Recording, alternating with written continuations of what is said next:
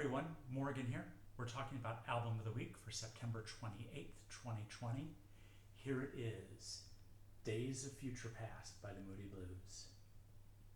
Now this is my original vinyl copy, 40 years old, maybe even a little bit older. Go inside the inner sleeve from the London Records Group. Okay. The original vinyl. It's actually in pretty good shape considering how much I played this. This got played a lot when I was in high school, junior high. Now, I also have, in addition to that, CD, okay. I bought one when I first got a CD player. This is a remastered version. Came out in the late 90s, okay. There's something really nice about holding the vinyl. Nice big album, but the sound quality here, they've remastered it beautifully. When I was preparing for this talk, I actually saw that there's a 5.1 DVD recording of this now that's been remastered that I'll probably have to try and track down a copy of. Okay, so Moody Blues had a real big impact on myself, a lot of my friends. This was progressive rock at the very beginning. The Moodies started out as an R&B band, and they had a couple lineup changes, and then boom, the five guys that recorded this album, it was their first time together as that group of five, and it was just an amazing thing. The record company got brave and told them that they'd pay for them to record with a full orchestra, and it was a studio orchestra. When they put together, it wasn't an actual orchestra.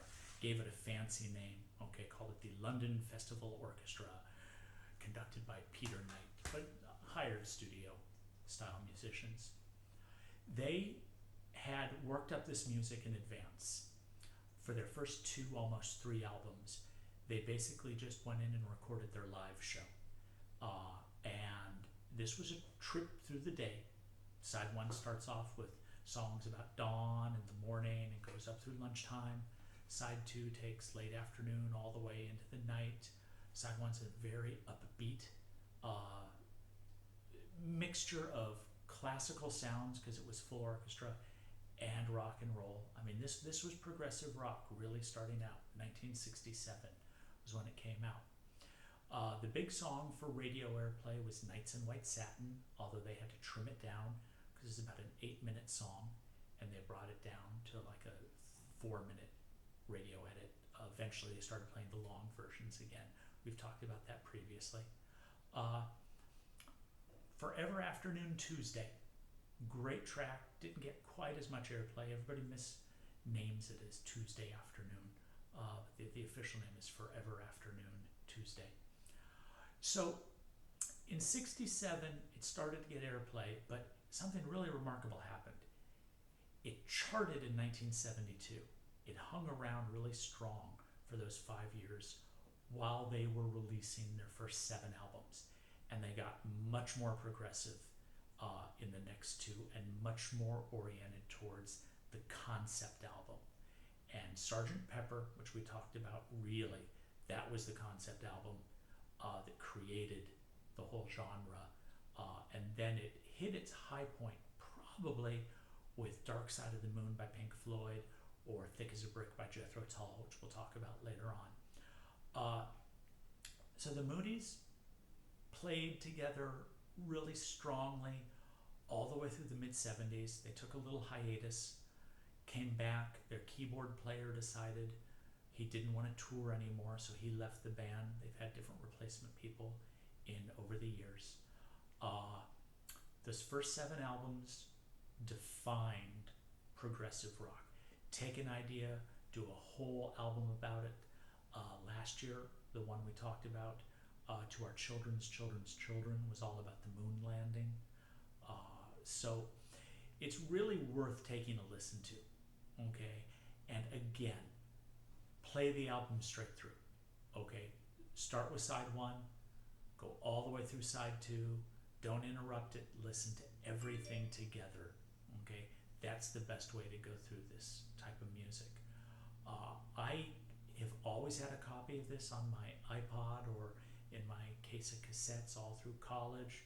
Used to keep a cassette copy in the classroom for many, many years before we went a little more digital with the music. A lot of my friends listened to this and decided that it was okay to do classical stuff also, and they joined orchestra at school in addition to, their rock and roll outfits that we had back in, junior high and high school. I would say that the Moody's best album came after this one, but a lot of people would argue with me about that. They played a couple tracks from this album when they were inducted into the Rock and Roll Hall of Fame 2 years ago. They still tour today. 3 of the original folks are there. One has passed away, and one is still alive, but just doesn't tour and perform anymore. But I'm sure he's very happy about them still being such a strong presence, because he's still getting residuals on album sales, which is a really good thing for him. Okay, so I really want to encourage you to put on the headphones and turn this one up. I've seen them perform it with a full orchestra at the Hollywood Bowl. I've seen them perform the tracks just one-off here and there in different concerts, and they sound really good on stage, but they sound much better through a good set of headphones. Okay, so again, Days of Future Past by the Moody Blues. All right, hope you enjoy it. This is Morgan signing off.